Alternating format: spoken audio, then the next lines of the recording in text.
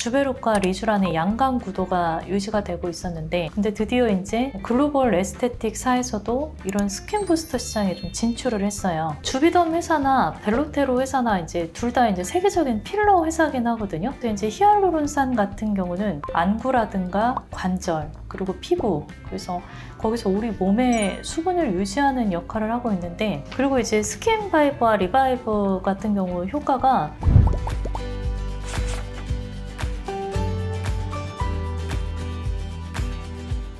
원장님, 리쥬란하고 주베룩 말고 또 새로 나온 부스터가 있다고 하는데 이거에 대해서 소개 좀 부탁드리겠습니다. 원래는 우리가 이제 스킨 부스터 시장이 리쥬란이 이제 절대 강자긴 했거든요. 리쥬란 성분은 이제 PN 성분이라고 해서 진정, 재생, 항염 작용을 좀 해서 리쥬란들이 항상 보면 연예인들이 리쥬란 했다 해서 지금까지도 스킨 부스터 시장에서는 가장 좀 절대 강자긴 한데, 최근에 이제 또 주베룩이라고 콜라겐을 자극하는 콜라겐 스티뮬레이터 그런 부스터가 나와가지고 그것도 굉장히 좀 다크호스 같은 인기를 얻었어요. 주베룩과 리쥬란의 양강 구도가 유지가 되고 있었는데, 이제 리쥬란하고 주베룩은 둘 다 이제 국산 제품들이거든요. 근데 드디어 이제 글로벌 에스테틱사에서도 이런 스킨 부스터 시장에 좀 진출을 했어요. 주비덤 필러를 만든 엘러간이라는 곳에서 스킨 바이브라는 스킨 부스터를 출시를 했고, 그 다음에 독일 멀츠사, 울세라 만든 그 회사거든요. 그쪽에서도 이제 필러를 벨로테로를 만들어내고 있는데, 그 벨로테로에서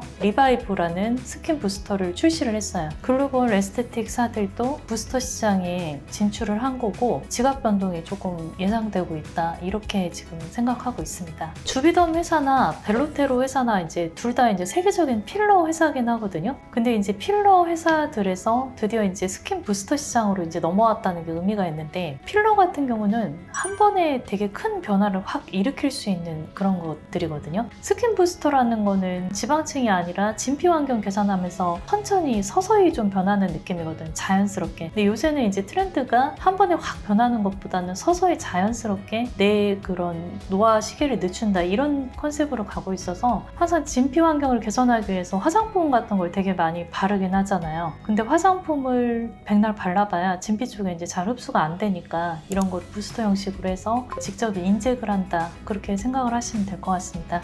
원장님, 그럼 스킨바이브랑 리바이브가 필러 회사에서 만들었다고 하셨는데, 그럼 필러랑 걔네들은 어떻게 다른가요? 필러는 원래 이제 히알루론산이 기본 원료긴 하거든요. 스킨바이브나 리바이브도 둘 다 이제 히알루론산을 기본 원료로 쓰긴 했어요. 우리가 피부에서 항노화 방지할 때 이제 중요하게 꼽는 것들이 첫 번째로 이제 히알루론산, 그 다음에 콜라겐, 엘라스틴, 이렇게 이제 될 수가 있거든요. 그 중에서 이제 히알루론산 같은 경우는 우리 신체에 이제 존재를 하고 있어요. 어디에 있냐면 안구라든가 관절 그리고 피부, 그래서 거기서 우리 몸의 수분을 유지하는 역할을 하고 있는데, 우리가 나이가 들어서 이 히알루론산이 빠진다 그러면은 그 수분이 이제 줄게 되는 거거든요. 그래서 이제 건조해지고 잔주름도 생기고 톤도 이제 칙칙해지고, 왜냐하면 이제 히알루론산 같은 경우는 자기 무게의 1000배의 수분을 이제 좀 끌어당기는 역할을 해요. 그래서 히알루론산이 빠진다, 그럼 피부가 건조해진다, 이렇게 생각을 하면 되는데, 둘 다 이제 필러나 스킨바이브, 리바이브나 히알루론산 원료를 이제 기본으로 쓰고 있기는 해요. 근데 필러 같은 경우는 주입층이 피하 지방층으로 가서 얘 같은 경우는 볼륨을 주는 거거든요. 그래서 애초에 이제 약간 점성이 있어가지고 어떤 윤곽의 변화, 팔자가 꺼져 있다, 볼이 꺼져 있다, 이럴 때 히알루론산 필러를 집어넣어서 볼륨감을 주는 거에 이제 초점을 맞춘 건데, 스킨바이브하고 리바이브는 정체성이 스킨 부스터거든요. 진피 환경 개선에 이제 초점을 맞춘 거고, 콜라겐, 엘라스틴을 만드는 섬유 아세포 같은 것들이 있어요. 이런 진피 환경 개선을 좀 추구를 하는 거고, 필러보다는 점성이 좀 낮아요. 그래서 뭉침이 좀 적고 입자도 작고 묽은제예요. 그래서 진피에 이제 골고루 분포가 되고 자연스러운 효과를 내게 한다. 그러니까 원료가 히알루론산이니까 진피에서 그런 수분감을 유지하는 데 좀 중요한 역할을 할 수 있는, 그렇게 생각을 하면 될 것 같습니다.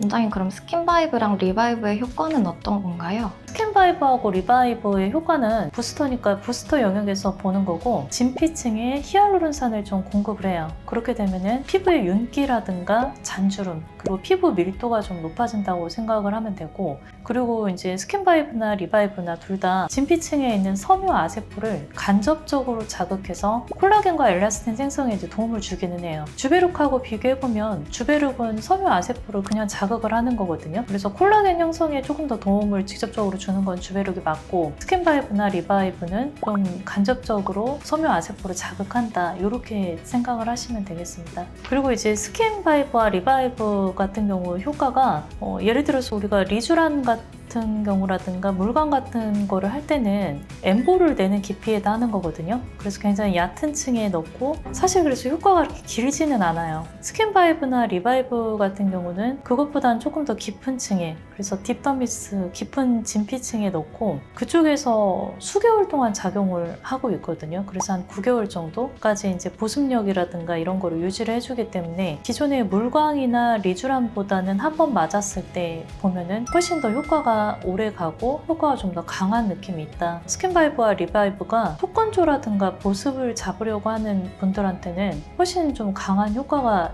있는 건 맞아요. 원장님, 그러면 스킨바이브, 리바이브랑 물광주사랑은 어떤 게 다른가요? 근데 사실 이제 물광주사가 제일 1세대 스킨 부스터인데, 그것도 사실 원료가 히알루론산이긴 해요. 스킨 부스터에 가장 이제 베이직하게 들어가는 원료가 이제 히알루론산이어서 물광주사도 히알루론산이고 스킨바이브와 리바이브도 이제 같은 히알루론산이다, 이렇게 생각할 수 있는데, 물광주사 같은 경우는 히알루론산이 가교가 되지 않고 비가교 히알루론산이라고 해서 굉장히 좀 묽거든요. 체내 수분도 좀 빠르게 있고 효과가 좀 짧다는 단점이 있는데, 스킨바이브와 리바이브는 가교된 히알루론산이어서 훨씬 더 효과가 오래 가고 조금 더 깊은 곳에 넣고 효과가 오래 간다. 현재 물광주사는 이제 효과가 짧기 때문에 이렇게 단독으로 많이 쓰이진 않고 다른 부스터를 할 때 이제 좀 곁들여서 쓰는 용으로 되는데, 스킨바이브하고 리바이브 같은 경우는 그 자체로 보습력이 굉장히 뛰어나기 때문에 수분을 끌어당기는 능력이 뛰어나고 속건조 해결 능력이 뛰어나서 그것만으로도 충분히 효과를 오랫동안 낼 수 있다는 그런 차이점이 있고, 점성도 있고 탄력도 좀 높고, 그래서 유지기간도 피부에서 6개월 이상을 좀 잡긴 하거든요. 일부 볼륨감과 지지 효과도 있다. 그래서 기존의 물광주사하고는 좀 차원이 다른 히알루론산 스킨 부스터다, 이렇게 생각하고 있습니다.